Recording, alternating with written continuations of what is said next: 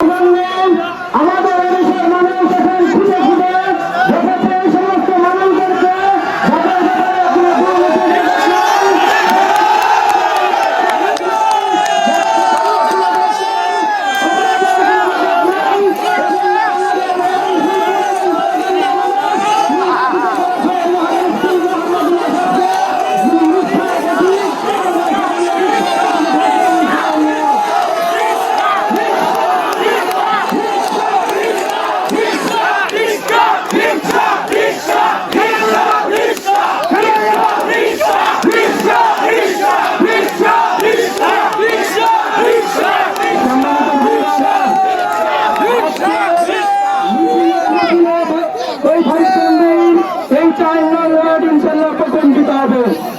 আমরা ধৈর্য সহকারে অবস্থান গ্রহণ করি।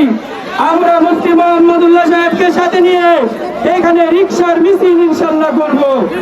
সুতরাং আমরা ধৈর্য সহকারে অবস্থান গ্রহণ করি। জনসভার পর্যায়ে গুরুত্বপূর্ণ বক্তব্য রাখছেন বাংলাদেশ জামাতে ইসলামী ৩ নং ভাইটকান্দি ইউনিয়নের সম্মানিত সভাপতি মাওলানা মোহাম্মদ শাহজাহান।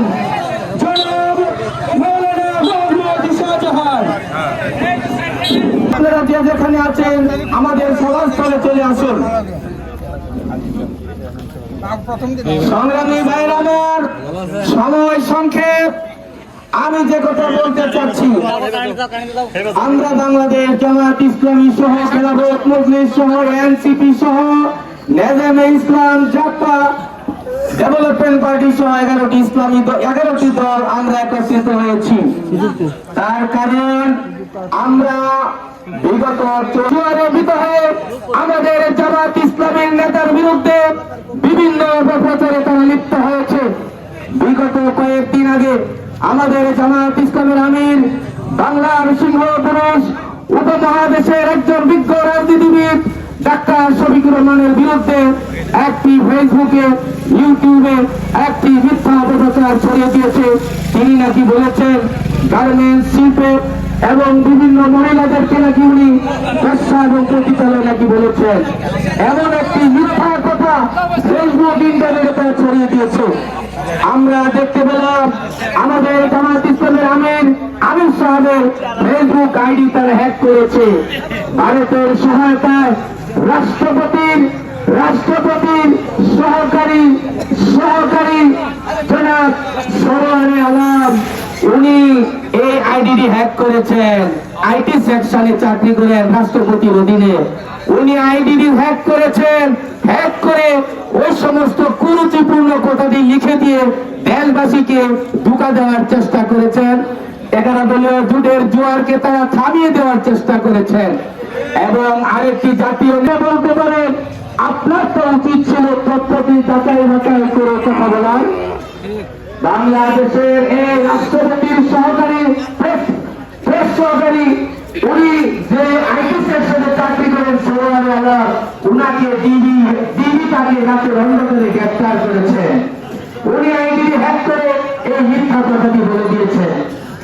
আইডি হ্যাক করে জামাত ইসলামী 11 দলীয় জোটের জোয়ারকে তারা থামিয়ে দিতে চায়। সত্য বেশিদিন চাপা থাকে না।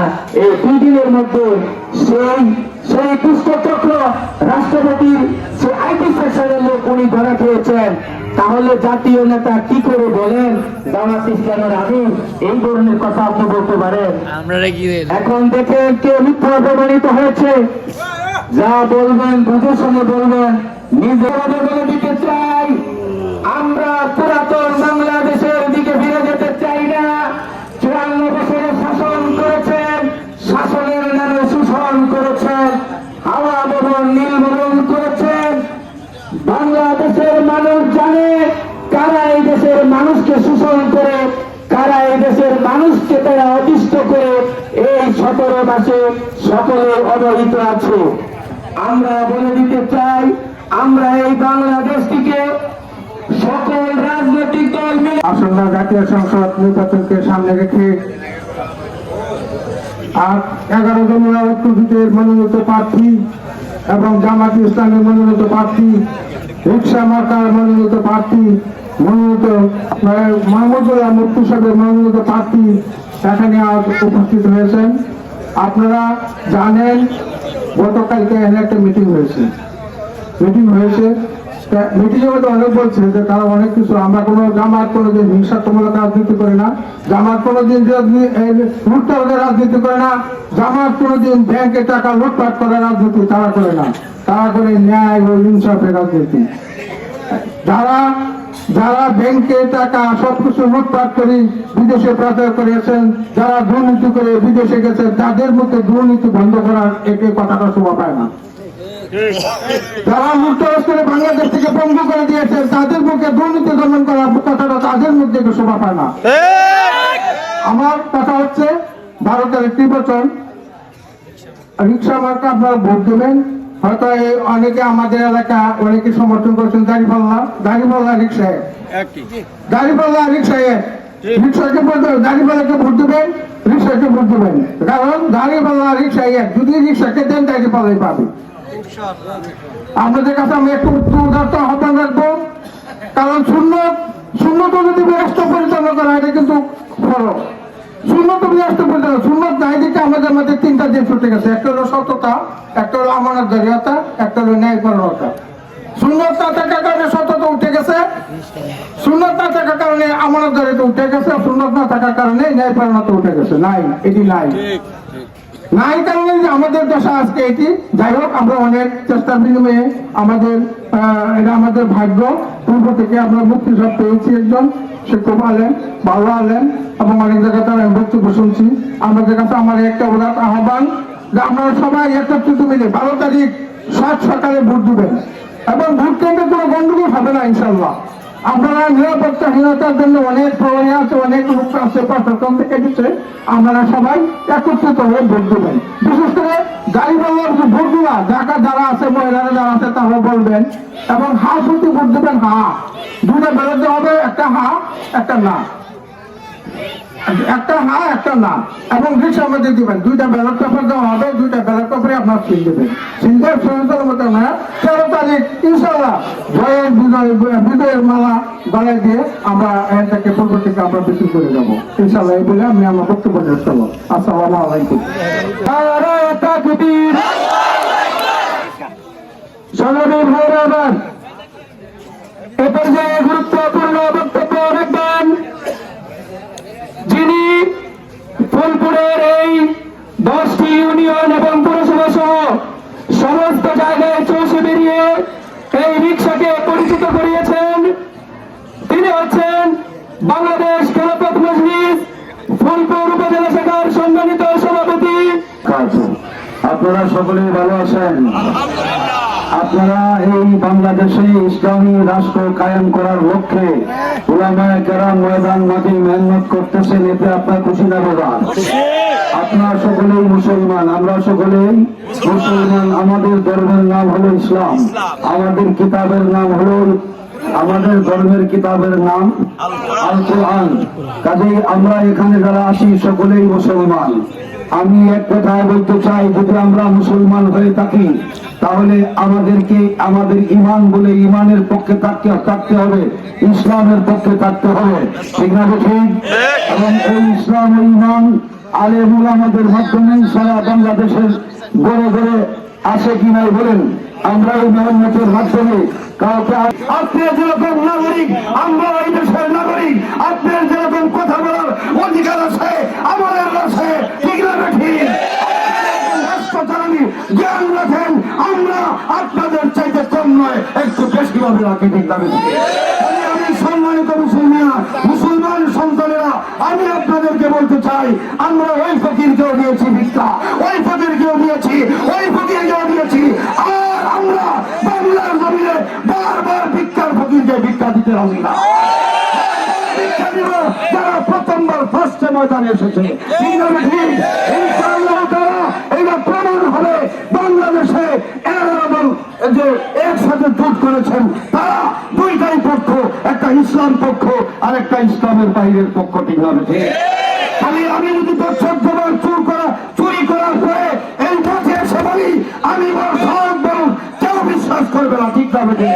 আপনারা যা করেছেন আমরা দেখেছি, আমরা শুনেছি, আমরা বুঝেছি, আমাদের সামনে ইতিহাস উজ্জ্বল, ঠিক না বেঠি? আমাদের বাংলাদেশে আর মুসলমানদেরকে কোন সংস্কৃতি রাজনীতি নিয়ে মুসলমানদেরকে ধোঁকা দেওয়া যাবে না।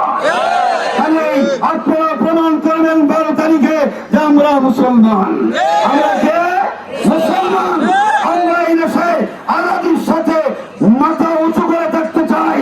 আপনাদের সবাই দেখেছি আমার মুখের মাইক কেড়ে নিয়েছেন, বড় বড় উলামা কেরামের সঙ্গে বেয়াদবি করেছেন, আর জুলুম, নির্যাতন, জেল সব কিছু করেছেন। এইটার অভিশপ্ত হয়ে একদল এই দিক সেদিক লুকায় পালায় চলে গেছে, ঠিক না বেঠি? এমন সাবধান, মনে রাখবেন যেই এই অপরাধ করবেন তাই কিন্তু বাংলার জমিনে তার দ্বারা হবে না। এই জন্য আপনাদেরকে দাওয়াত পোষণ করছি। 11 দলের যেখানে যাকে দিয়েছেন, নমিনেশন দিয়েছেন আমাদের ফুলপুর তারাকান্দা, আমরা দেই নাই, এইটা আমাদের কেন্দ্রীয় নেতা যারা ইনারাই এখানে পরামর্শ করে আমাদের সম্মুখে পাঠিয়েছেন একজন রিস্কাওয়ালা মুফতি মুহাম্মদুল্লাহ, আগামী দিনে এমপি মুফতি মুহাম্মদুল্লাহ। আপনারা 5 বছরের জন্য আপনারা ভোট দিয়ে দেখেন, একই সাথে বলতে পারি আর এই সিট আর কোন রাজনৈতিক দল 5 বছর নিতে পারবে না। এরকম কাজ করবো, আপনি আমার পিছনে ঘুরবেন, আপনার পিছনে আমার আশা লাগবে না, ঠিক না বেঠি? মন্ত্রী আসলে রাস্তায় ফোন ফোন করে গাড়ি দিয়ে আগে পুলিশ দামে পুলিশ, কারণ লোকদের বই আছে কোন জায়গায় যদি কি হয়। আমি একদিনের সাথে বলতে চাই মুফতি মুহাম্মদুল্লাহ যদি এমপি হয়, আজকে যেরকম সদরিয়া ভাবে আসেন কোন শহর বন্দর গ্রাম অঞ্চলে এইভাবে তাকে নিয়ে সফর করবো ইনশাআল্লাহ। আপনার বাড়ি দিয়ে জিজ্ঞাসা করবে আপনার কি সমস্যা, আপনার ইউনিয়নে যাবে, আপনার ওয়ার্ডে যা জিজ্ঞাসা করবে, আর যদি না হয় আমাদেরকে বলবেন, আমরা এই এলাকার মানুষ, ঠিক না বেঠি? কাজেই আমি আপনাদেরকে আহ্বান করছি আগামী দিনে ইসলামের পক্ষে, কোরআনের পক্ষে, আল্লাহর পক্ষে আর ভবিষ্যৎকে সামনে রেখে ইসলামের পক্ষে ভোট দিবেন। ফুলপুর তারাকান্দার সকল স্তরের মানুষ সহ আমরা তাদেরকে উৎসাহিত করবো। আমাদের যে প্রার্থী মুফতি মুহাম্মদুল্লাহ রিস্কা আমার কাছে সকলে ভোট দেবো, ঠিক না বেঠি? আরেকটা কথা আমি বলি, যে যে লাইনের মেহনত করে তার একটা আবেগ মহব্বত থাকে, কি বলেন? যদি দাঁড়িয়ে বললাম ভাই তো তাহলে আমরা কি খেলাবো, কিছু লাগবে না, এই যে একটা আবেগ থাকে, ঠিক না বেঠি? এই জন্য আবেগ থাকলেও অনেক সময় আবেগটাকে কুরবান করতে হয়, ঠিক না? দাঁড়িয়ে পাল্লা দিলে আমরা মেহনত করতাম, ঠিক না? এখন রিস্কা নিচে দাঁড়িয়ে পাল্লা হয়, সকলে আমরা একসাথে এক মিলে সকল জায়গায় মেহনত চালিয়ে যাবো ইনশাআল্লাহ। এবং আমরা এই ফুলপুর তারাকান্দা ইসলামের পক্ষের এমপি বানাই ইনশাআল্লাহ ঘরে ফিরবো। সকলে রাজি আছেন?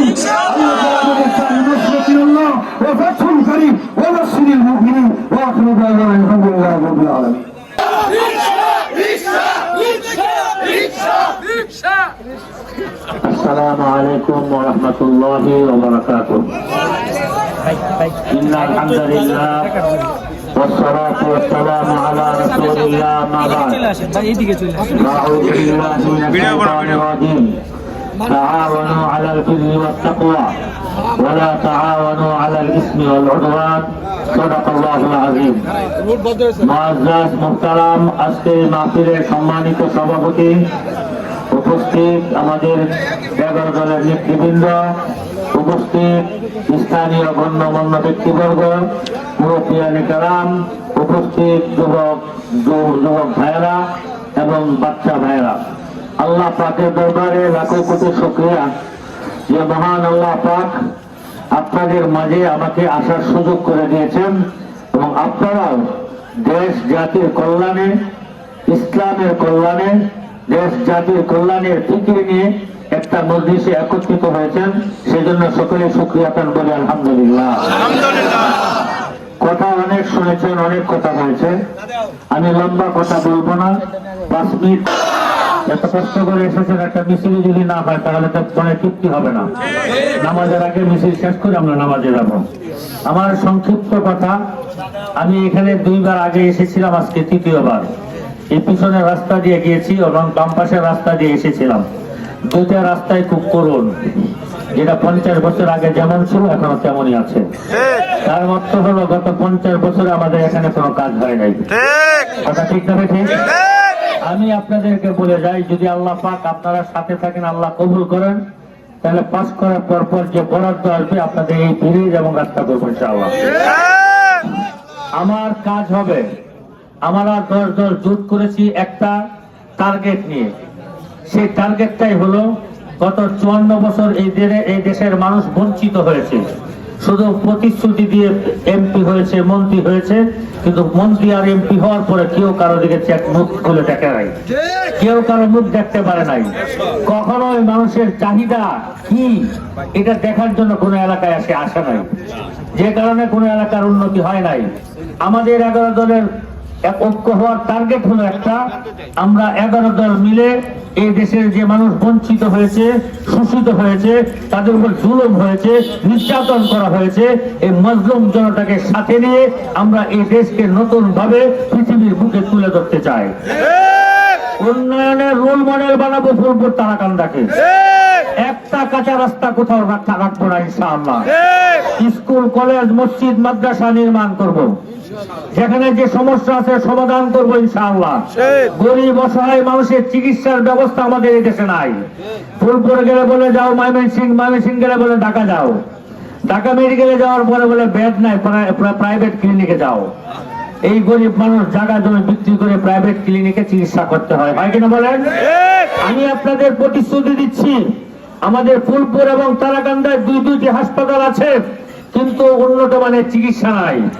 আমরা এই হাসপাতালকে আরো 100 বা 150 বেডে উন্নীত করে বড় বড় ডাক্তার এনে 24 ঘন্টা তাদের সুযোগ সুবিধা দিয়ে 24 ঘন্টা ডিউটি করাবো।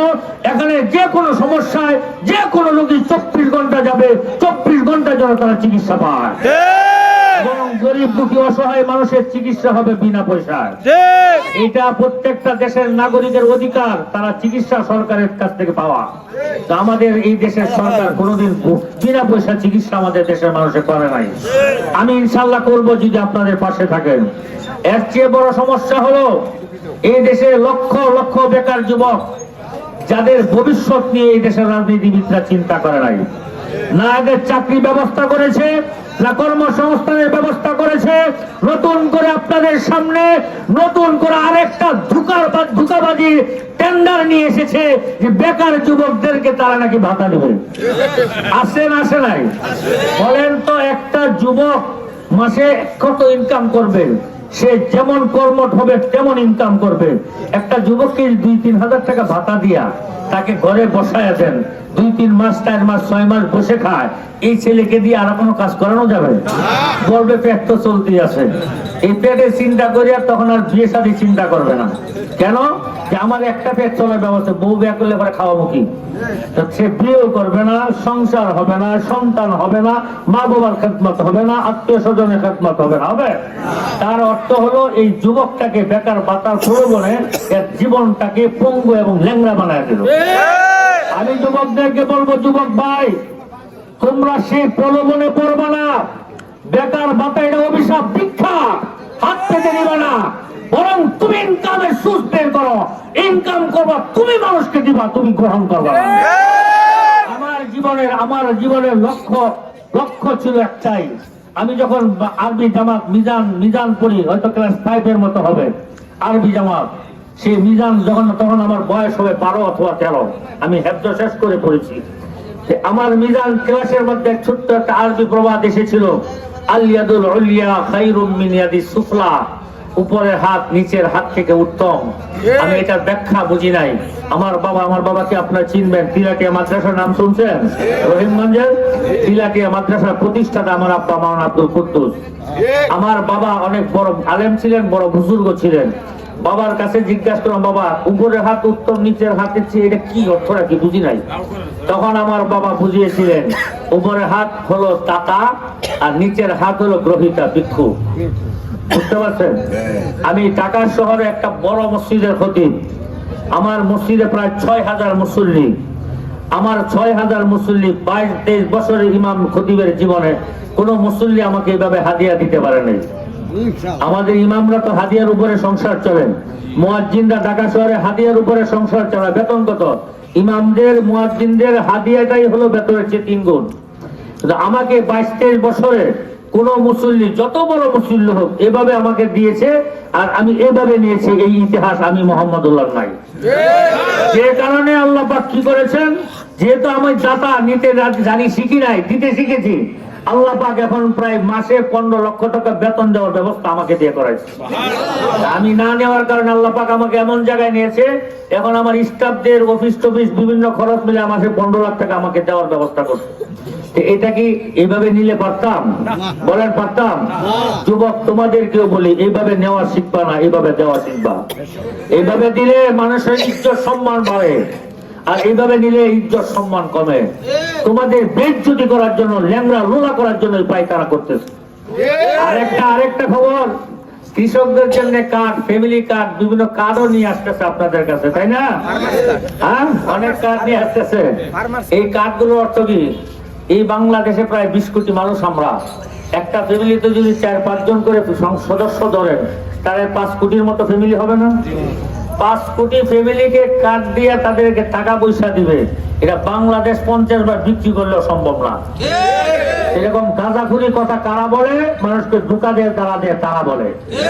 বাস্তব কথা যদি হতো, তোমরা এই কথা বলো, আমরা এই দেশের জনগণের উন্নয়নে কাজ করব, যুবকদের চাকরি এবং কর্মসংস্থানের ব্যবস্থা করব, চিকিৎসা সেবা উন্নত করব, এই দেশের রাস্তাঘাট নির্মাণ করব, মসজিদ মাদ্রাসা নির্মাণ করব, স্কুল কলেজ নির্মাণ করব, এই দেশের মানুষের মধ্যে আইনের শাসন প্রতিষ্ঠা করব। যে আইনের শাসন না থাকার কারণে দেশে যত রাহাজারি, হাইজাক, ছিনতাই, চুরি, ডাকাতি হয়, শুধু আইনের শাসন না থাকার কারণে। ন্যায় বিচার না, আইনের শাসন প্রতিষ্ঠা হলে আর ন্যায় বিচার থাকতো, অবিচার হতো না। আমি আপনাদের কাছে কথা শেষ করে দিচ্ছি, আপনাদের কাছে বলে যাই, ওই কাঠপুরের ঢুকার মধ্যে পড়বেন না। 54 বছর অনেকবার অনেকজনকে দেখেছেন। এই বছর আমরা 11 দল মিলে জুট করেছি, একবার 11 দলকে সুযোগ দেন, ইনশাআল্লাহ আশা করি এই বাংলাদেশের চেহারা আমরা পাল্টায় দিব। এই দেশ নিয়ে আর কোনোদিন বিদেশ গেলে বলবে না ফকিন্নি দেশের লোক আছে। আমরা আরব বিশ্বে গেলে বলে হুয়া ফকির হুয়া মিসকিন, তো মিসকিনের দেশের লোক, গরিবের লোক। আমরা ইনশাআল্লাহ আশা করি 5 বছরের জন্য আমাদের পরীক্ষা করেন, 5 বছর এমন পরিবর্তন করব যেটা 54 বছরে কেউ করতে পারে না। পারবেন? পাশে থাকতে পারবেন? আরেকটা কথা বলি, এটা ভালো করে শুনবেন। এখানে শুধু আমাদের রিক্সা মার্কার লোক না, বাহিরের লোকও 2-4 জন আছেন, আছে না?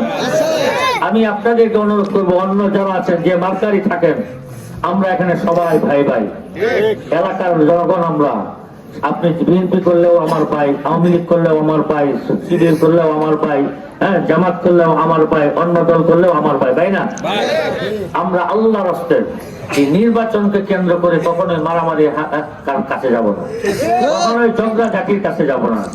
যে দলের হন, আল্লাহর রাস্তায় আপনাদের পায়ে পড়ে বলি, আজকে যদি কোনো ঝগড়া ঝাঁটির কারণে, মারামারির কারণে একটা লোক মারা যায়, এই লোকের ফ্যামিলির কি অবস্থা হবে চিন্তা করবেন। যদি আপনি মারা যান, আপনার ফ্যামিলি কি হালত হবে চিন্তা করেন। এই জন্য কখনোই একটা লোক পাস করবে, সংসদে যাবেন, আপনার আমার কি লাভ? একটা লাইফ, একটা জীবন নষ্ট করে দেওয়া। এই জন্য আল্লাহর রাস্তায় আমাদের সমর্থক যারা আছেন তাদেরকে বলবো, ভয় পাবেন না, নির্ভয়ে এই ইলেকশনে ভোট দিতে যাবেন, নির্ভয়ে কাজ করবেন। যদি কেউ ভয়ভীতি প্রদর্শন করে আমাদেরকে জানাবেন, আমরা উপর থেকে সমাধান করব। আপনারা ঝগড়াঝাটির মধ্যে যাবেন না। এখানে যারা আছেন, আওয়ামী লীগ করেন, বিএনপি করেন, অন্য কোন দল করেন, জাতীয় পার্টি করেন, জামাত করেন, আমরা সবাই ভাই ভাই। এখানে আপনারা এই প্রার্থী নিয়ে ভেদাভেদ করবেন না, মারামারি ঝগড়া করবেন না। পারবেন ইনশাআল্লাহ? আপনারা চান এই দেশে দুর্নীতি মুক্ত হোক, আপনারা চান এই দেশ দুর্নীতি মুক্ত হোক, এই দেশ শান্তিতে থাকুক চান। যদি শান্তি এবং দুর্নীতি মুক্ত একটা দেশ চান, তাহলে ফুলপুর তারাকান্দা রিকশার বিকল্প কিছু নাই। যদি দুর্নীতি মুক্ত শান্তিপূর্ণ একটা দেশ চান, সমাজ চান, রিকশার বিকল্প আপনাদের সামনে কিছু নাই। কারণ এটা ভালো করে জানেন, আমার মতো মোহাম্মদুল্লাহ এই দেশের জনগণের টাকা 1 টাকা চুরি করে খাবো না, 1 টাকা চুরি করে খাবো না, কাউকে 1 টাকা চুরি করে খেতে দেব না। ইনশাআল্লাহ এটা প্রতিশ্রুতি দিলাম, ইনশাআল্লাহ কখনোই এর ব্যত্যয় করবে না। আপনারা ভালো থাকবেন, দোয়া করবেন। যারা নামাজ পড়েন, নামাজের পরে দোয়া করবেন। যারা তাহাজ্জুদ করেন, তাহাজ্জুদ করে দোয়া করবেন। এই দোয়া করবেন, আল্লাহ যাকে তুমি কল্যাণকামী মনে করো এই দেশ এই জাতির জন্য কল্যাণকামী মনে করো তাকেই পাস করো। আর যেন কোনো ঝগড়াঝাটি মারামারি না হয় এই জন্য দোয়া করবেন। আল্লাহ পাক আমাদের তৌফিক দান করুন। 5 মিনিট ছোট্ট একটা মিছিল করবো, এরপর ইনশাআল্লাহ আমরা শেষ করবো। বিভিন্ন প্রশ্ন আছে, মামুপুরের রাস্তা, স্বাস্থ্য সবকিছু করবো। যে প্রশ্ন করছেন জনগণ, যে প্রশ্ন করছেন জব তো আমি বয়ানের মধ্যে দিয়ে দিয়েছি। ইনশাআল্লাহ যা বলেছি তা প্রমাণ করে দেখাবো ইনশাআল্লাহ। আমার আরেকটা কথা মামুদপুরবাসী আমি বলে যাই, আমি যদি পাশ করি আমাকে দেখার জন্য সংসদে যেতে হবে না, আমার বাড়িতে যেতে হবে না। আমি মাসে মাসে আপনাদের আদালতের সামনে এসে দাঁড়াবো, আপনাদের কাছে জবাবদিহি দিব, যদি সমস্যার সমাধান করব। কিন্তু আমার পিছনে কারো দৌড়াতে হবে না। আমি প্রত্যেকটা ইউনিয়ন ঘুরে ঘুরে আপনাদের সামনে সাক্ষাতে আসবো। আমি উসমান হাদি হতে চাই, আমি উসমান হাদি হতে চাই, অন্য কিছু হতে চাই না। সেই জনগণকে ভালোবেসে মরতে চাই। আমি আমার আগামী দিনগুলো আপনাদের জন্য উৎসর্গ করতে চাই। আপনারা আমার পাশে থাকবেন ইনশাআল্লাহ। আসসালামু আলাইকুম ওয়া রাহমাতুল্লাহি ওয়া বারাকাতুহু।